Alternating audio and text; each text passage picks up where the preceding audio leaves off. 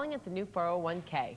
Yeah, with property prices on the rise, your home may be your retirement. Emmett Miller's here with that story. Boy, isn't that the only thing it's holding right now? It seems to be, you know, with interest rates being what they are. And one thing's for sure, the stock market of late has folks spooked. But their retirement accounts are in the basement where the stock market is concerned. And now rental properties are turning into the new golden parachute.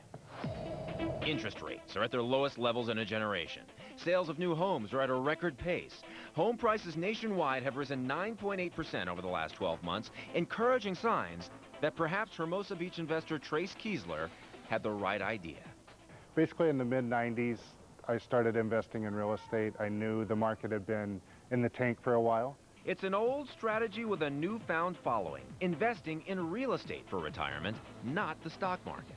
Anyone with a 401k will tell you stock investing has been miserable of late. The Dow Jones Industrials are currently down 12% for the year, while the S&P 500 has fallen 19%, the NASDAQ 24% down. The housing market, by comparison, is on fire. Last year alone, housing in New York State shot up nearly 15%. Home prices in San Diego up 13%. Trace Keasler, now the owner of 5 investment properties, has seen his Hermosa Beach duplex balloon. I put $22,000 down roughly and bought it for about $311, and it's probably worth $650 to $700 right now. We tell people to hold property for the long run. South Bay developer Bob Salem. He says the key benefit of real estate is the ability to use the equity in one property to buy another, and the power to leverage. Buy $100,000 worth of stock for it to get to $200,000 could take you 20 years. Buy $1 million house with $100,000 down. If the house goes up to $1.1 million, you've made your $100,000 in a year or two. But where the vehicle may be right, the timing may not. Some say housing prices have formed a bubble and they're poised for a drop. Playa del Rey CPA Ernest Howard.